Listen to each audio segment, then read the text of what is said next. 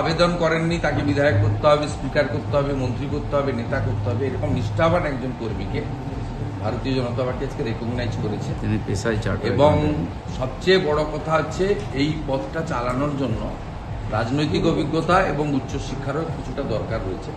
উনি নিজে একজন সিএ, চার্টার্ড অ্যাকাউন্টেন্ট, এবং এই ধরনের মানুষকে আমরা মনোনীত করতে পেরে আমরা সকলে খুশি।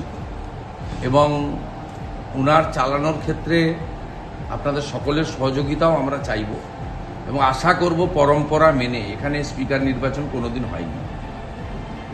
বিরোধী পক্ষ তাদেরকেও আমি আবেদন করব যাতে সর্বসম্মতিক্রমে স্পিকার নির্বাচনের যে ঐতিহ্য নজির রয়েছে, গতবারেও আমরা ৭৭ জন ছিলাম, আমরা কন্টেস্ট করিনি, সেই ঐতিহ্য তারা বজায় রাখবেন এবং আগামীকাল 11টার সময় স্পিকার নির্বাচন হবে।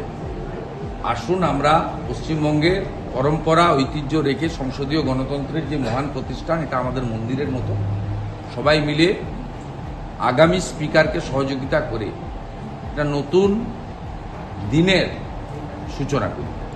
2011 সালেও প্রথমবার নির্বাচিত হয়ে বিমান বন্দ্যোপাধ্যায় ওই চেয়ারে বসেছিলেন। সেক্ষেত্রে তার রাজনৈতিক আনুগত্য এবং তিনি একজন অ্যাডভোকেট ছিলেন, এটাই ছিল পরিচয়। আজকেও ঠিক এই দুটো যোগ্যতার ভিত্তিতেই আমরা একে মনোনীত করেছি। তার রাজনৈতিক অভিজ্ঞতা এবং আনুগত্য, তার বিচারধারার প্রতি সমর্পণ এবং সিএ হিসেবে উচ্চশিক্ষা। খুব ভালো স্পিকার পাবেন, অন্তত বিরোধী দলনেতাকে 11 মাস বিধানসভার বাইরে ফেলে দেবেন না।